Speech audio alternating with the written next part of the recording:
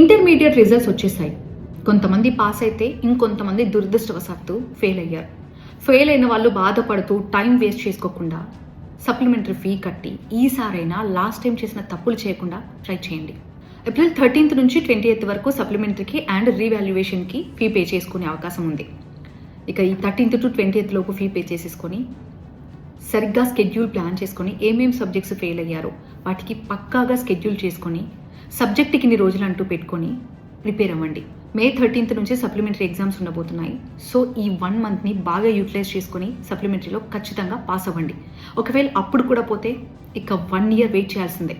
So వీలైనంత తొందరగా బాగా చదివేసి ఆ సబ్జెక్ట్స్ అన్నీ కూడా ఏవైతే ఫెయిల్ అయ్యారో ఆ సబ్జెక్ట్స్ని క్లియర్ చేసుకోవడానికి ట్రై చేయండి. ఒకవేళ మీ సర్కిల్ ఎవరైనా ఫెయిల్ అయితే వాళ్ళకు ధైర్యం చెప్పే ప్రయత్నం చేయండి, అంతేకాని ఇన్సల్ట్ చేయొద్దు.